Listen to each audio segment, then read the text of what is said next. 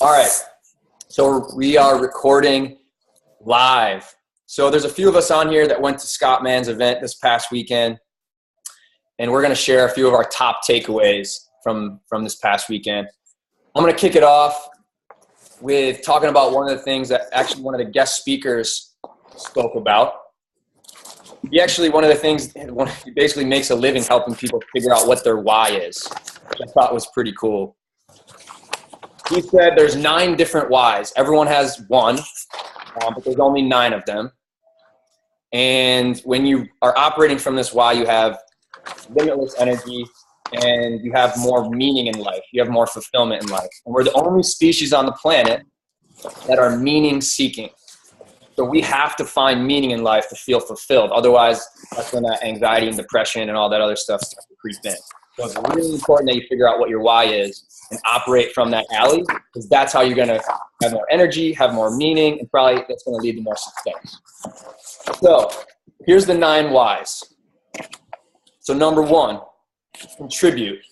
So these people find meaning in life by contributing to a cause bigger than themselves, or just contributing to other people's lives. That's what gives their life meaning. The obstacle for them is that they can get spread too thin.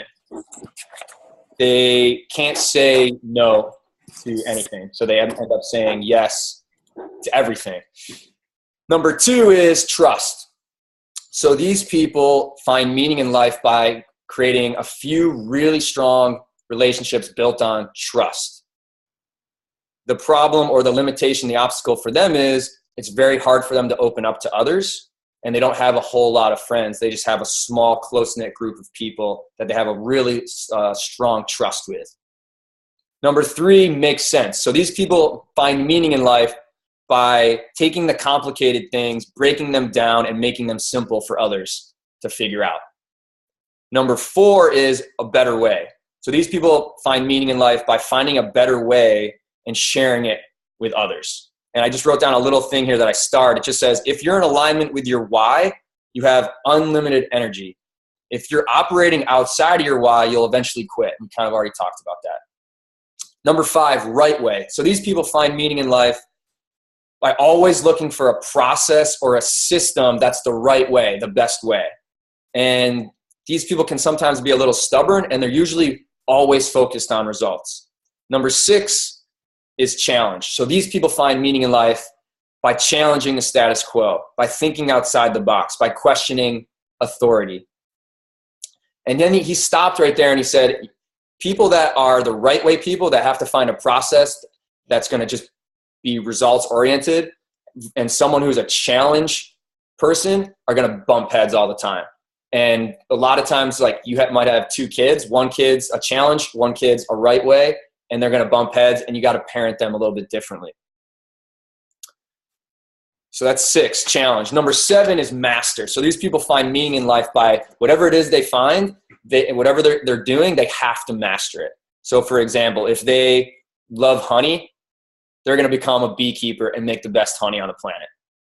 Number 8 is clarify. So these people find meaning in life by clarifying things for others.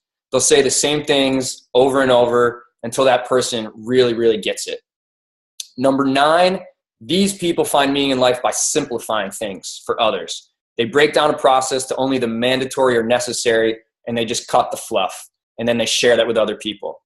So one of the questions that came up was, what's the difference between someone who's a better way person and a simplify person? So a better way person goes and grabs pieces from different processes and then puts it into a better process. Whereas a simple person will take a process and just simplify that thing, cut the fluff, make it streamlined. And that's what gives those 2 people meaning in their life. And then he said, your why is your purpose. It's what gives your life meaning. There are an infinite number of hows and whats, but your why is the most important. And he even said that sometimes when you're looking at these 9, one of them is going to be your why, and maybe some of the other ones you kind of relate to, but they're probably going to be your how. For example, your why might be the contribute, and your how might be the make sense, or your how might be the simplify. So your why is to contribute to other people's lives, contribute to something bigger than yourself, And the way you do that is by simplifying things for others, making sense of things for others.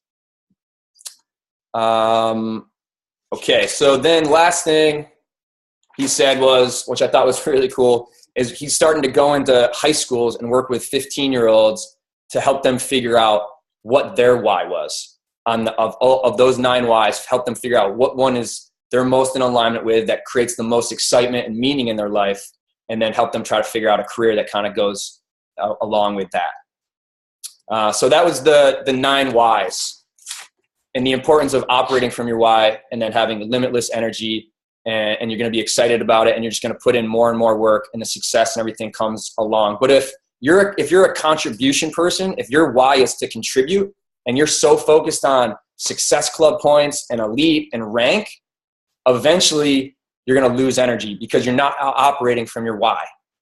And I see that happen all the time. You get these coaches coming in that they just want to contribute to something bigger than themselves. They want to contribute to other people's lives, but they're getting hit with numbers and success club and rank. And then eventually that energy they had starts to dim. That light they had starts to dim a little bit. So we got to bring them back to their why, to their purpose, what gives their life meaning. And then they're going to have limitless energy, and the success and success club points and the rank and the elite are going to come naturally. So those were the 9 whys, and why it was so important to make sure you know which one yours is, and then stay in that alley and operate from that. So did any of you guys have anything you wanted to add to that portion of the training, the 9 whys? Or did you guys want to just jump into one of the other takeaways you guys thought was your top?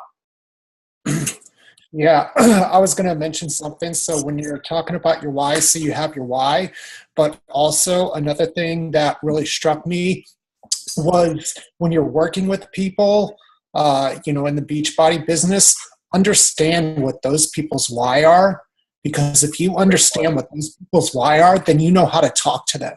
So I'm a master, so I want to master everyone. But say, for example, I'm dealing with someone that, is big on trust, then I know with that person that, I have to be very trustworthy. I can't deceive them. I can't lie to them, because then you're going to break the relationship. So it's also not only understanding your why and being consistent with it, but also at the same time, knowing what the other person's why is as well. And that's just going to build those bonds even stronger. Absolutely. That's a great add-on. Anybody else? Great job, Patrick. Yeah, thanks, man. And that was a good addition as well. Yeah, that was huge. So if none of you guys want to add on to that portion of the training, the 9 whys, do you guys have some other top takeaways you guys want to share? Can I just jump in while the iron's hot and before I forget, because I actually all my notes are at my office and I haven't been back there this morning yet. But I think the biggest takeaway for me this weekend was, and it came from, the leadership from the top down, was that, Scott's doing what he does. I think he's fine on the money thing. He's got he told me, he told all of us he has other investments, there's things going on and all that, but he's doing this because he really is telling his story and brings in Romy to tell his story for the benefit of us. So one of the big switches that's happening right now for me in my life is I think I've finally gotten over myself and realized that the reason why I need to tell my story is and being out of my own head, like, oh, they're going to think this, they're going to think that. That's bullshit. I know I'm telling my story. I'm trying to help people. My number one why is contribute. Always has been. It's never been financially motivated. So now that I'm more confident in the fact that people can relate to me, and I am telling my story for them, and leading, attentively listening and leading completely with empathy for where they are, meet them where they are. It's like what Scott did in every village, right? Leading from the rooftop, but he went in and said, we'll leave if you want us to. We're here for you. We want you to tell us what you need. They're going to come for, there's going to be crabs and knives and spears, but we're going to stay here and help you until you can help yourself. And then we're going to gather some steam and like that. And so it just all makes a lot more sense to me now when I can totally lean into, I'm an extremely empathic person. I really care about other people, and to just lead with that and to do it by telling my story, it's more than okay. It's of paramount importance. Yeah. So when I'm feeling that, when I'm trying to share my story, but I'm apprehensive about it for whatever reason, I go, this is my head. This is me worrying about what other people think and how I'm going to come off to other people. And I try to make the shift from my head to my heart and focus on how I can be of service to the people I'm speaking with. And we talked about that, Robert, making that shift from your head to your heart. It's not easy. We're so conditioned to live in our head and worry about what other people are going to think of us and all that bull. But the more we make that conscious shift, the easier it gets. Especially when you're focused on your why, right? And whatever that is for them. And I know Dave's here, and I'm there, Dave. I'm there, man. I've gotten there. So it's cool. Being there this weekend with you guys was life-changing, for sure. For sure. Who's next? It was. Who's next? Yeah, I could go as well. We also coined a hashtag, and it's head chatter. So Mike Karpenko, he's the one that came up with that. The head chatter, it's the stuff we tell ourselves in our head, and it dovetailed nicely into the triangle of torment. But the one thing I wanted to talk about was, he's drawn that picture of the iceberg where we're up here most of the time, but the nature of people is down there in a tribal level. And so, a lot of us asked at the training camp live why we don't do as good as women, or women have it easy. The main difference between a man and a woman really is that we don't tell our story. That's the problem. We stay up here at the top, and it's more transactional. And we're not operating out of our why. And when we're more transactional and we're not operating in conjunction with our why, we're not successful. And so, like men, just the way we've been, brought up, for whatever reason, we carry around a lot of baggage and a lot of shame where we don't want to share. And that is really the difference between a lot of male coaches and a lot of, female coaches. And so some of the things he talked about was, telling your story, and telling it in an authentic way. The one thing that really drove it home to me, he says, tell your story like your life depends on it, and make that connection like your life depends on it, just to get to that gritty, raw level, and get out of your head and just tell it, because when you tell your story, it's going to make you infinitely more relatable to a lot of people as you move forward. And some of the things he said, some of the notes I had, every personal engagement is emotional, and always inform your conversation with with the story, and also not only tell your story, but also try to pull out the person you're working with, their story.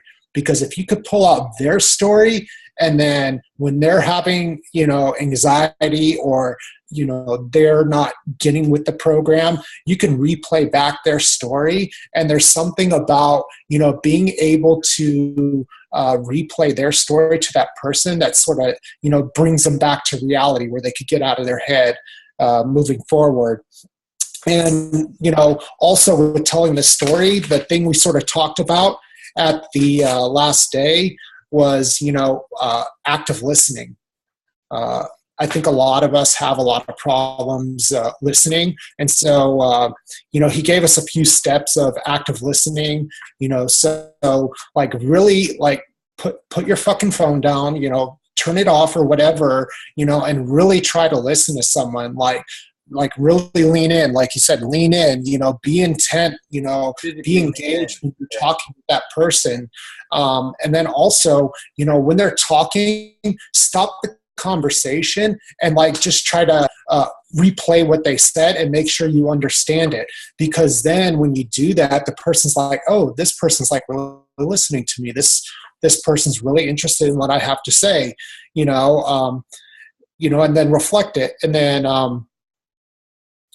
then at the end you do a close, and you always say what you're going to do next. And whatever you say you're going to do next, you do it, and, it's just a process, and be more structured in your relationships, not only telling your story, but also listening as well. So they sort of go hand in hand. Awesome. Anybody else want to share their top takeaway?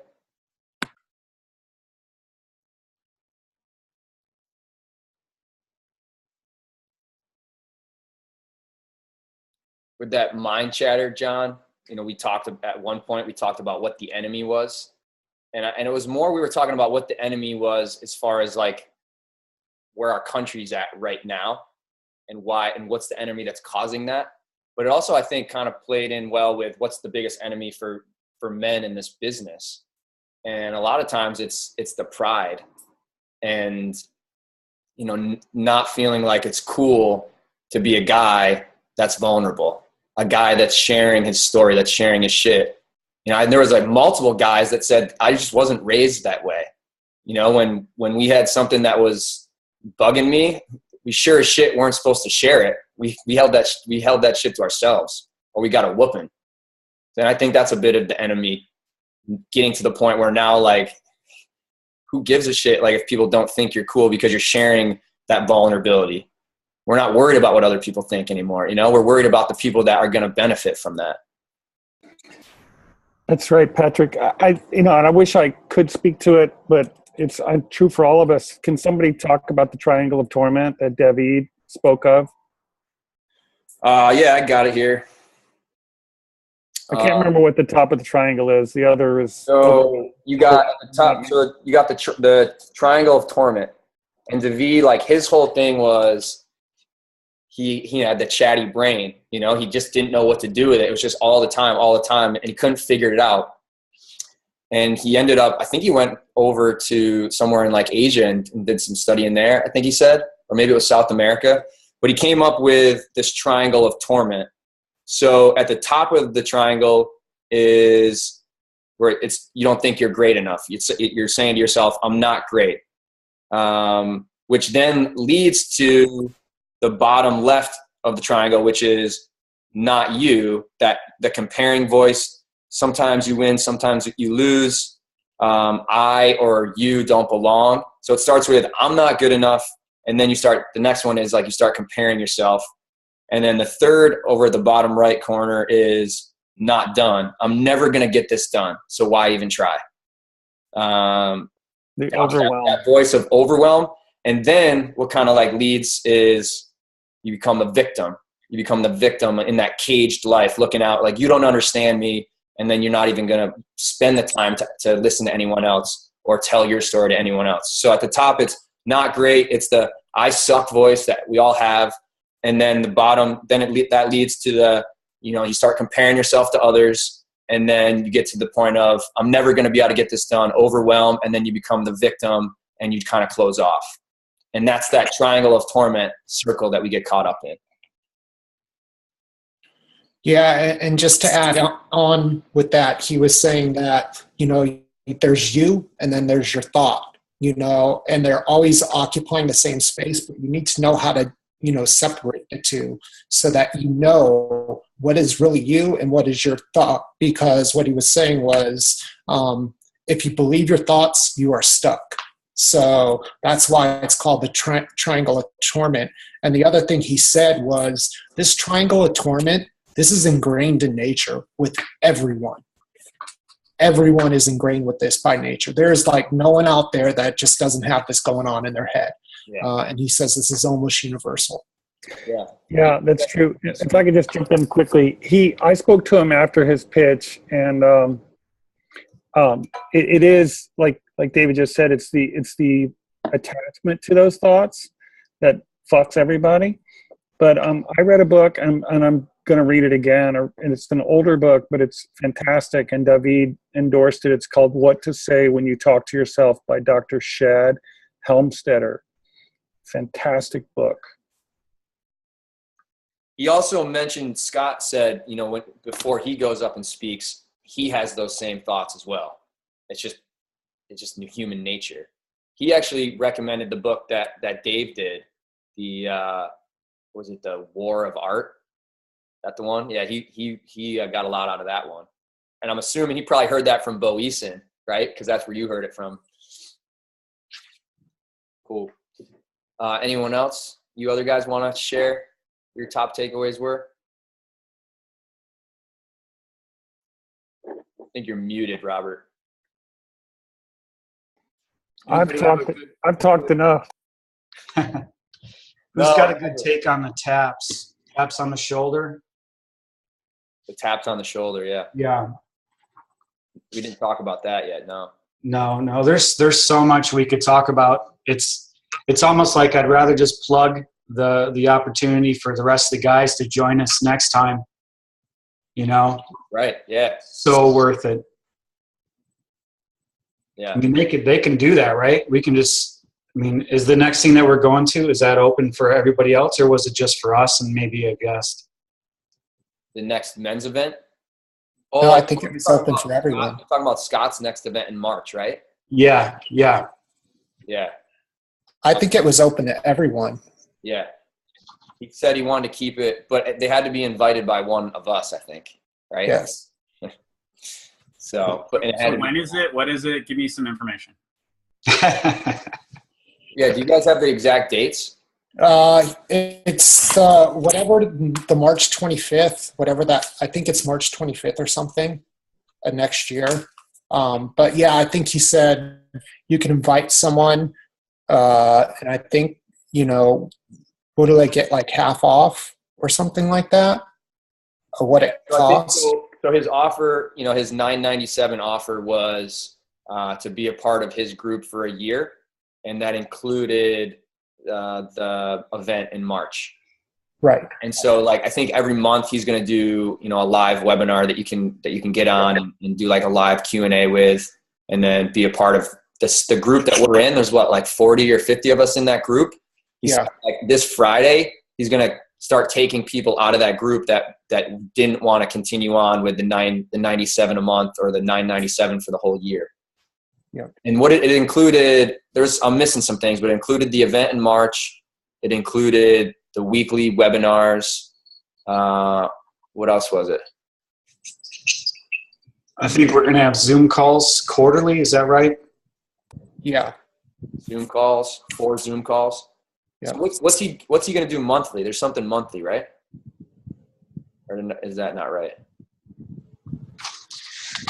I wish I had my notes here. I don't. Sorry. Yeah, I have the sheet somewhere. It's up in my room. We could put it in the notes. I have it up in my room. Yeah, if you could grab that sheet, that'd be awesome. I left it. I filled it out and left it there. Maybe we could set up like a Zoom with Scott and have him talk a little bit about what's going to go on in March and the next event and all that stuff, and use that as an invitation thing. I don't know if that makes sense or not, but yeah, I'm sure he'd be down to do a Zoom with anybody from that training camp live group and talk to them a little bit about what he's offering over the next 12 months. Yeah, but I'd say the mastermind I think was $12,000. And then that goes a little bit more. That goes really deep with the more one-on-one. But I think more people are going to be in that wheelhouse of the $1,000. And I think if you only wanted to go to the March event, I think what he was saying is you get the half price. You can just get the ticket for $500 or something. But don't quote that. But I think that's a great idea, Dave, and I'm sure he would do it. Yeah, but anyone listening though, that's watching this later, I mean, I felt like I was robbing him from what I got out of the meeting. I mean, the $1,000 for what I got, considering it was all my room and boarding, the food there, what we learned and everything. I mean, I felt like I was robbing him, for what I paid. So if anyone's wondering if it's worth it, 100% it's worth it, without a doubt. That's awesome. Anyway, I mean, that's one of the reasons, we really from meeting Scott and getting to know him.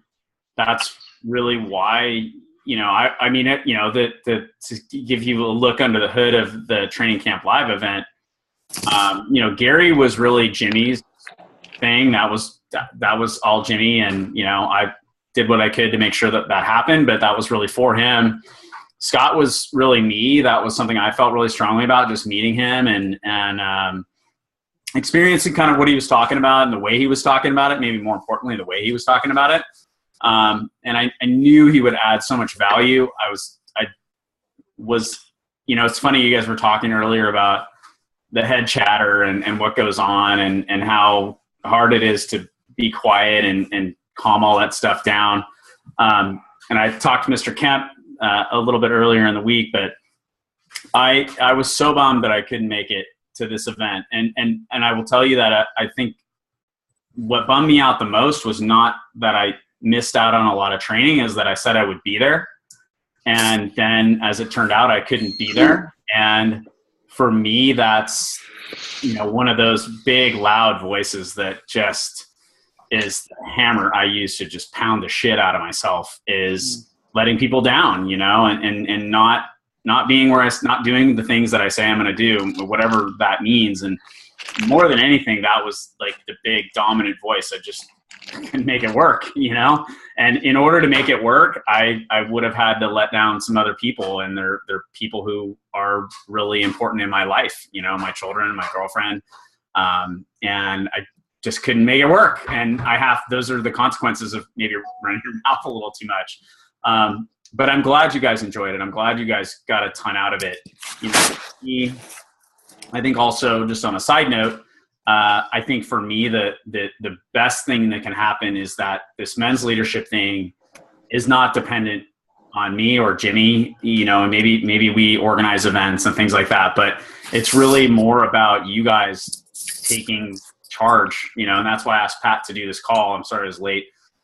That's why I asked Pat to do this call, was I want you guys to start to step into those leadership roles, and you guys to start to say, hey, I'm doing this, whatever that is. If you find it's valuable, Eric Worre, Danny Johnson, whatever, you know, and rallying a group of guys to say, hey, let's go do this thing together, because as we do these things, we start to understand ourselves better. And that just helps you understand other people better. And that just helps you be a better leader. And that's really the sort of thing that we're looking for. So I'm, you know, super stoked. I got that I put March 25th down on my calendar. And so I'd love to kind of confirm if that's the right date and what's going on, but this is something I really want to do. I feel really strongly about what Scott is doing and the way that he does it. You know, having to get to know him and Monty, they're just good people. Yeah. You know? So The best people. Yeah, and the other thing, like, I know everyone can second my thought, but like when we heard Romy talk, his friend that got shot in the neck, that's a C3 quadriplegic, after hearing his story, you have no fucking excuses. After watching that, like, everything, all the other shit you think is overwhelming, you know, once you hear that story, you're like, you know, fuck this, you know, I could do anything after that, because, you know, one of the things he said, he goes, I'm a fucking Green Beret. I have to get shit done, you know, and he said it with such conviction, and like, you're like, fuck, you know, it just makes all your shit seem small when you hear him talk. It really was, you know, just that little 30 to 45 minutes we just got to hang out with them, and that was like really special. That was like that was like the cherry on top of the sundae right there. And if I could just jump on that remark, the thing about Romy, you know, his story is amazing. I mean, can you guys hear me? His story is amazing and all that, but like, he didn't talk very loud. You know, his physical presence, chair or not, but just the way that he had everybody on the edge of their chair, and he can't even speak that loud. And I was sitting there going, fuck, like, the more intentional and on your path you are, you don't even have to raise your voice. You know, I was just that. I don't know if that resonates with you guys, but I was sitting there listening to him and straining to listen to him, because the mic wouldn't turn up that loud. And I just thought, yeah, you know, you don't have to yell, you know, you just have to be on your path. And he's fucking on a path. That's for sure. And his wife too, Gabby. Unbelievable. She was one impressive woman. Yeah. Two of them. Amazing how positive and strong they are after what they've been through. It does. It makes you look at the stuff that you think is shit, and you're like, whoa, that's nothing. That's compared to these two. Whoa. Well, they're committed to duplication, which is what we're about, right? Yeah. Like they're not keeping their lamp in their pocket going, okay, we're good. We got our money from the VA. We got our chair, or got our car, our house. They're like sharing every ounce of their being every day. And I'm sure it isn't easy. You know, that's duplication. No, and if you don't mind, when Gabby was talking and she said that the one thing that really hit me hard, she said that we can deal with Romy's physical injury, but she knew that if she didn't give him a purpose with his head and his heart, Yeah. they wouldn't be able to he wouldn't survive. He could survive the physical, but if he didn't have a purpose for his head and for his heart, then they were going nowhere. And it hit me right between the eyes, because I realize, looking back on the darkest part of my life, I didn't feel a purpose. I didn't feel that I was living up to my full potential. And now that I've started to find that, I've got everything to live for. So I get that, and it's important, finding your purpose and finding what you're going to deliver to the world. I think you can get out of anything with that mission. Yeah. You get really excited to help other people find that too. Yeah. One of the things I thought was a really great exercise was he asked us, what do you want someone to say about you when you die? So like you're kind of on your deathbed and someone's holding your hand and then you pass away. Like, what would you want that person to say about your life and how you lived it? And he like made us go off for 10 minutes and like really write that down and get clear about that. And I think a lot of guys had some things that they would love to be said about them, but if they were to die today, nobody would say those things.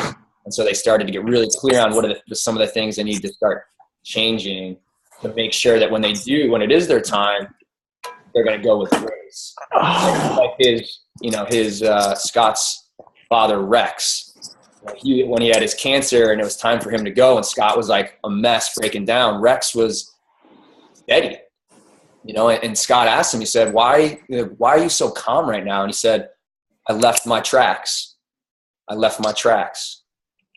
And the people that are going to be behind me that say things about me, they're going to say the things that, the things that I would like for them to say.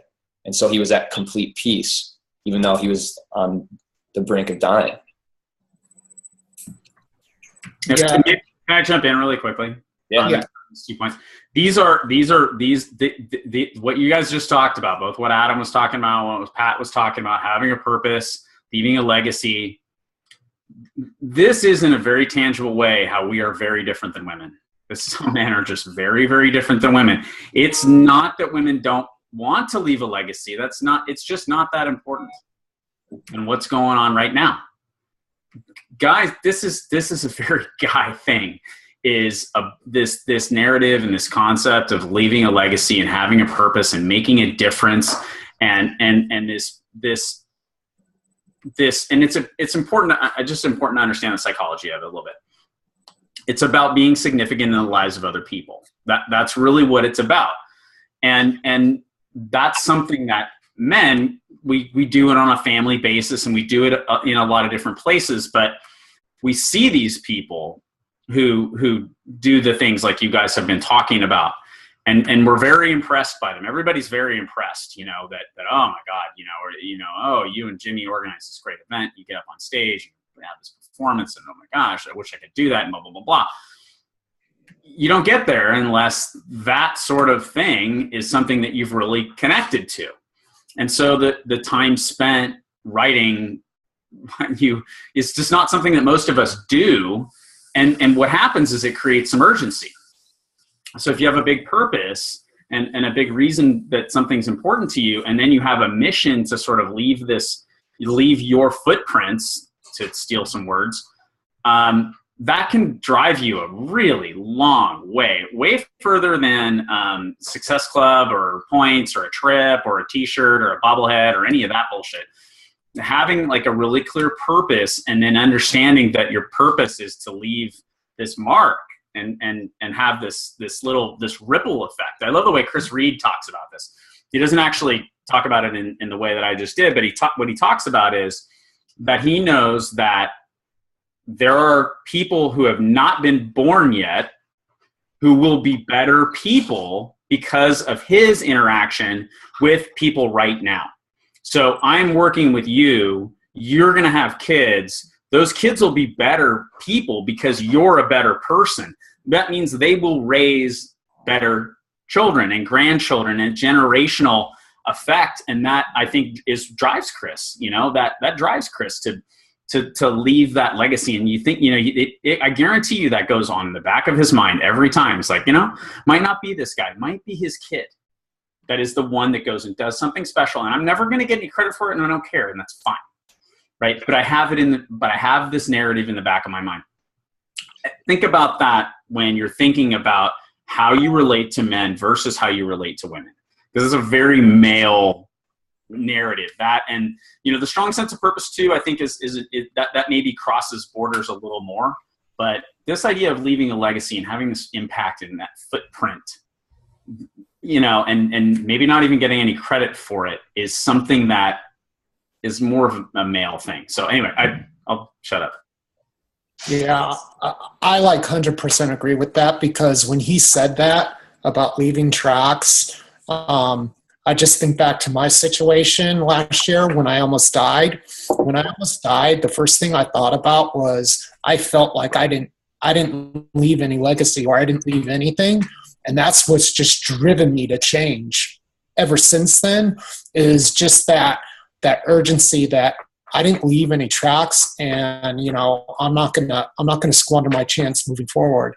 And so it definitely is something that like really drives and motivates men, on a totally different level.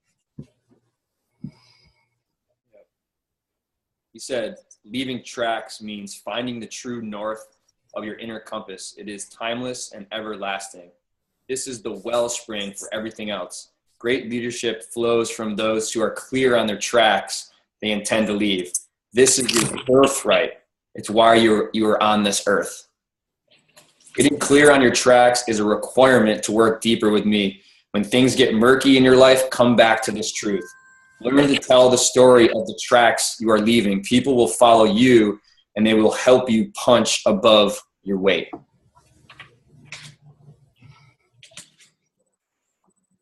I mean, that's just, this is people, if you want to know why I enjoy the work that I do, it's that. Right. It's just really simply that. It just, that's what I'm doing, and so it doesn't feel like a grind, and I don't hate my work. And yeah, I'm sitting here without a shirt on today, but that's because this is something I chose to do, and it's hot today.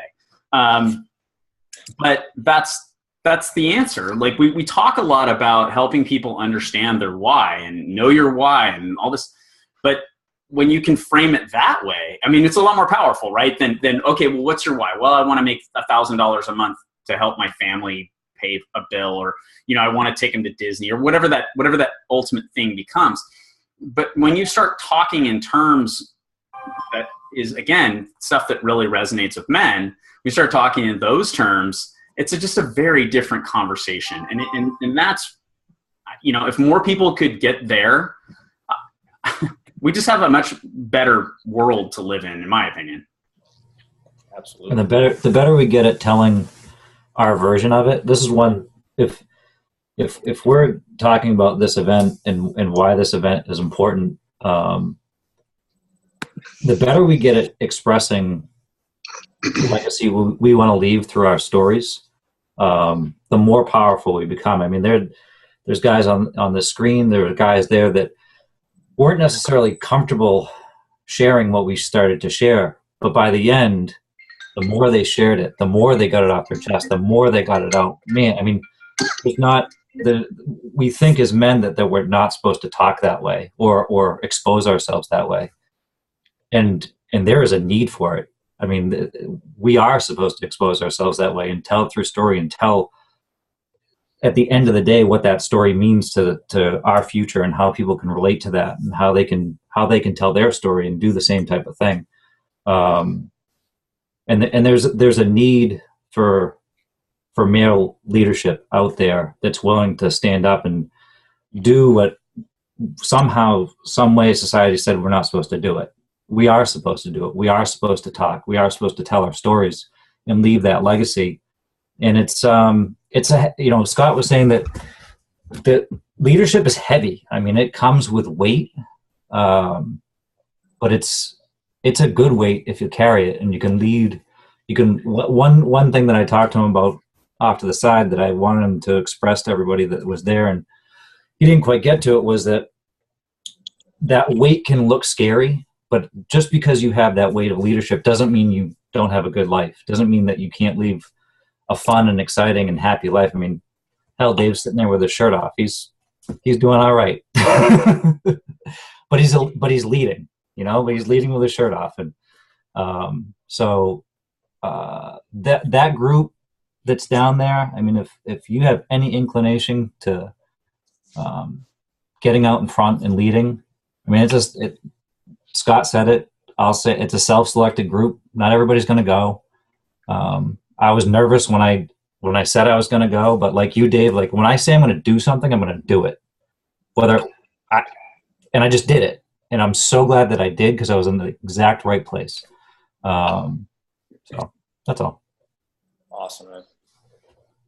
I had some notes on that storytelling. He said, I love how he gets so deep into the human brain. So humans have been telling stories for 100,000 years, but only verbally for the last 10,000. Those stories add meaning and memory to the random data and info in our lives.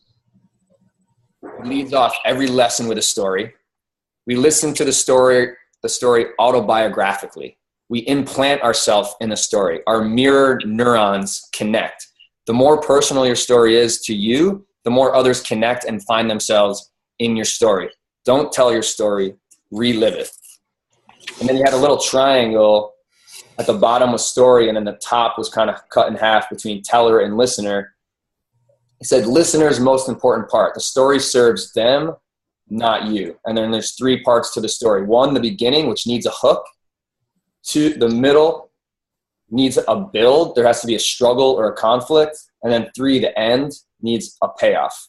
And that struggle or conflict, that second part, that middle, that's where people see themselves the most. That's where they relate to you the most. That's the most important part. So I think a lot of times as Beachbody coaches, we get caught up in the third part, the ending, why we're so excited about Beachbody and what it can do for us. And people don't relate to that. They relate to why we started this, what our struggles were, or what our current struggles are. So sharing those things is where they connect, and then they're willing to listen to the solution that you have. Yeah. And then he made us practice telling our story 3 times. I think it was 2 times, and then you had to go in front of a bunch of guys at the bonfire and tell it again, and just get really, really good and get all that clunkiness out of the story, which was that was pretty fun and interesting. But I saw Eric hopped on. If you wanted to share any, your top takeaways or anything from the event.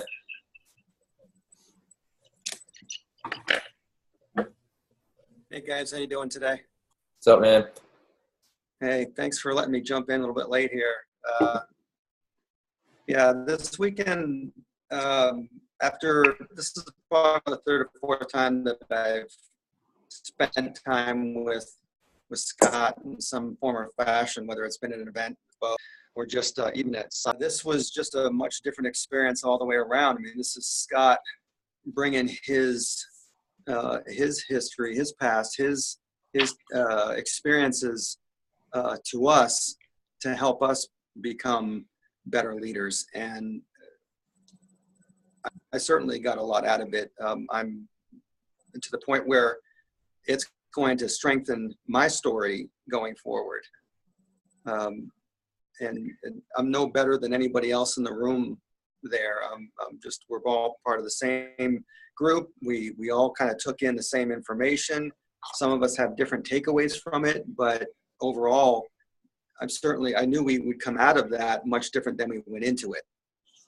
And, you know, everyone just threw down. And I don't know if this has been mentioned since everybody's been on the call, but everybody threw down there, and it was awesome. It was just good to see it. And then even still, the ripple effects of this past weekend are continuing. People are posting stories in that group on a daily basis, on an hourly basis.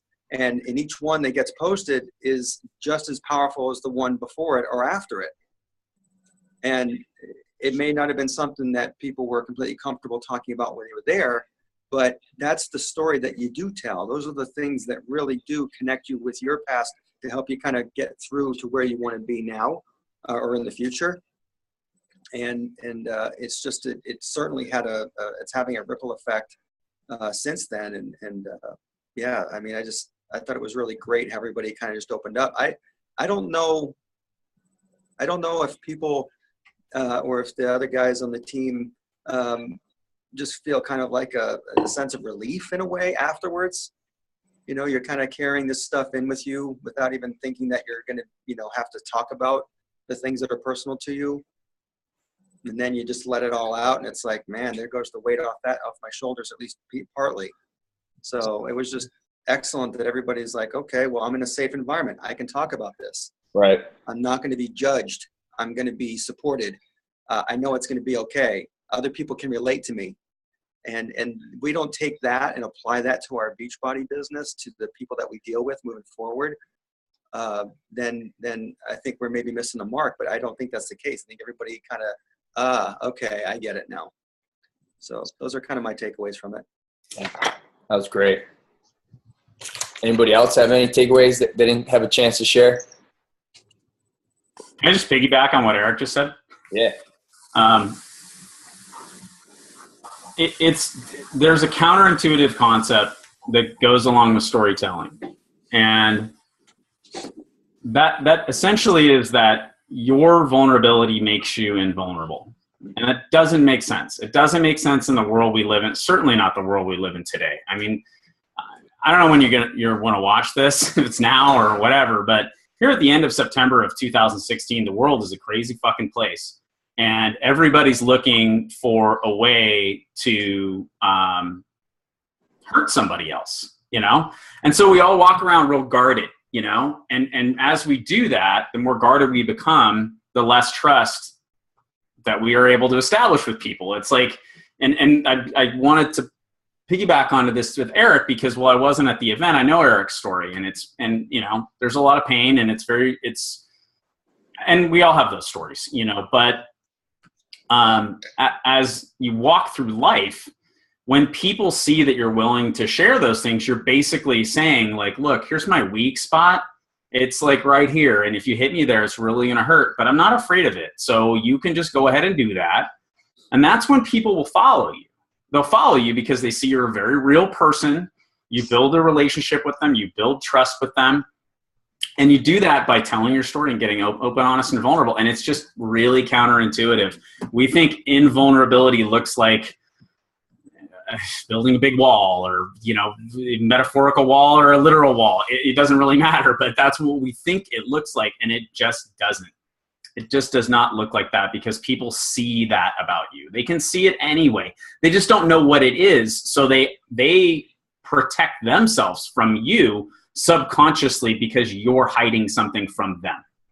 And once you stop hiding all that stuff from people, then they'll trust you.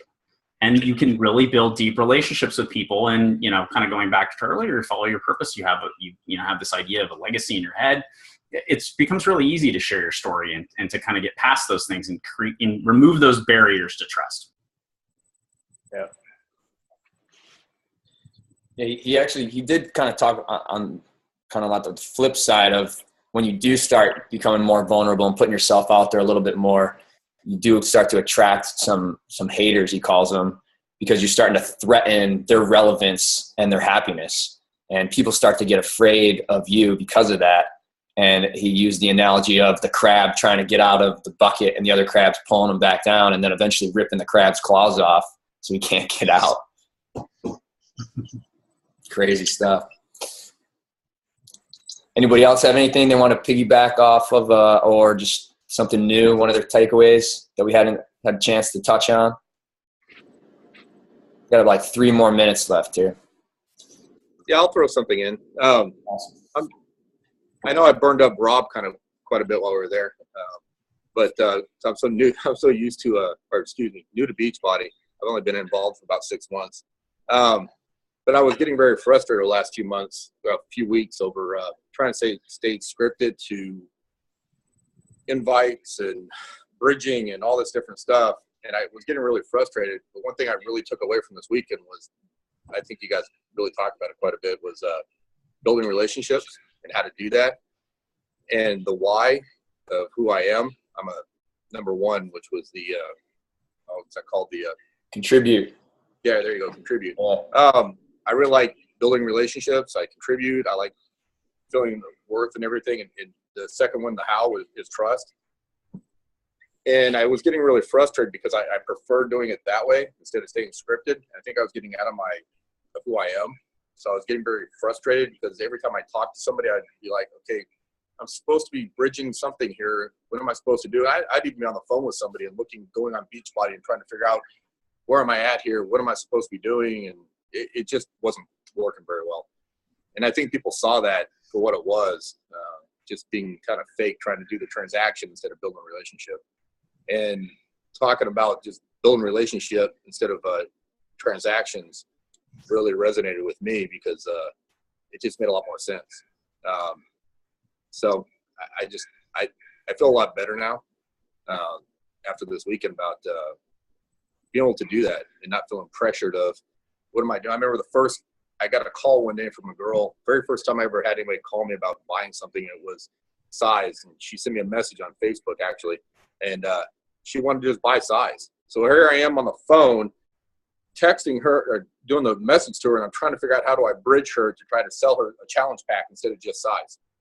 And in the end, she ended up, you know what, that's cool. I don't need it. And I didn't even sell her the size that she originally wanted to buy from me in the beginning. So I just, that's my takeaway from this week. And it was very enlightening. And as a cop, let me tell you, we don't usually talk about our feelings very much, but just watching the Facebook postings now, oh my God, it's amazing. And I don't know if anybody really talks about that. I think you guys kind of touched on that, but just everybody's still telling their stories and stuff. I think it's just amazing. It's really kind of taken me back to, I think I told somebody else this, why I got into police work in the beginning 21 years ago, was to help people. And I kind of forgot a lot of that over the years and stuff. So it's really, it was an eye-opener for me. So anyway. Yeah, I think that whole challenge pack story you just talked about, we talked about at the beginning a little bit, where you have this passion, your why, to contribute. And then that kind of gets put to the side a little bit in order to get these 2 Success Club points. You know what I mean? I think we just got to get away from that and let her buy the base kit and work with her and help her get the best results she can with that. You know, if you make Success Club that month, great. If you don't, great. As long as you're in alignment with your why, with your contribution, and you're feeling good and you feel like you have meaning and fulfillment with that, you're going to keep going, you know, and you're going to attract more people because of that. That's what I'm trying to tell my team all the time. Like, Success Club's cool, rank's cool, elite, it's all good stuff. But if that's all you're focused on, you're going to burn out. And people are pretty smart. They can tell the difference between when you're operating from your why versus when you're operating for Success Club points and rank and elite and all that stuff. Yeah, people sniff that shit out really quick. Yeah. You know, they know when you're desperate, you know, so you just got to be calm, or you got to be confident, and, you know, that's what people are going to respond to, you know. But when you're trying to get those Success Club points, people smell that shit a mile away.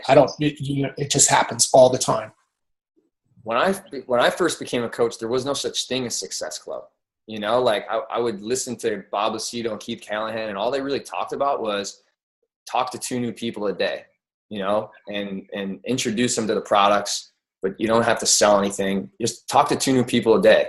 And the goal was to find 5 leaders that wanted to do this with you and help those 5 people find 5 of their own. And those 5 leaders you want on your team, like, they didn't have to be personally sponsored. They'd be personally sponsored or not, but you just needed to find 5 people that love the products, that love what we do as coaches, and you support them and help them become leaders and build their teams. If I came into this and Success Club was like the main thing that everyone was talking about, I probably would have, I don't know if I would have stuck around, because it wasn't my thing. You know what I mean? That's just not how I think a lot of guys operate. And even though corporate pushes Success Club so much, we can be the voice of reason. I think we have to be the voice of reason on our teams to make sure that they're looking at the bigger picture. They're not just focused on, you know, that Success Club stuff and the rank and the elite points. I had a coach that was doing so well. He was working with his entire downline. He didn't care if they were personally sponsored, non-personally sponsored, 10 levels deep, 1 level deep. If they wanted to work, he was getting on Zooms with them, and he was putting in the time with them and helping them with their goals, focusing on what their goals were and helping them see the big picture of developing leaders of their own.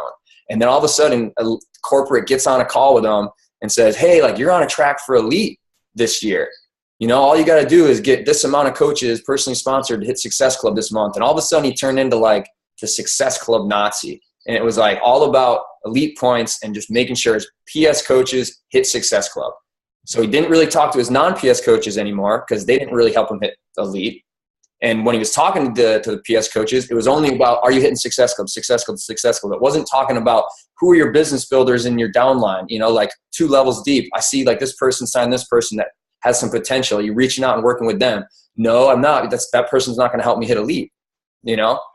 So elite's great, and it shows that you're doing well in certain aspects of the business, but it's just a small part, and it really overlooks the big picture of the business. And so I think as leaders, we got to do a good job of conveying that to our teams, because corporate's doing a great job of conveying what they think is the most important. We got to go in and kind of go over the top of that and talk to our coaches about what's even more important.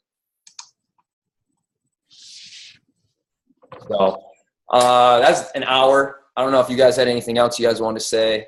Maybe we just end it right there, unless you guys got something. Can I just chime in again? There's like a dozen concepts that we could discuss, and like we could spend 30 hours on a Zoom call trying to convey what we learned over 30 plus hours of training with the guys. But I think it's very important, if you're watching this and you weren't with us this past weekend, you really need to take a look at where you're at in your business and your life in general. And as a side note, like, this weekend was enormous for me on every level in so many different areas of my life, not just business, but as a father, as a brother, a son, as a friend. You know, and all the things, all the concepts that we learned are applicable in every area of our life. But there is nothing better than sitting around the campfire, really just getting broken down and ripped open and getting vulnerable and going through the fire and listening to the guys' stories and sharing your stories and really just laying everything out.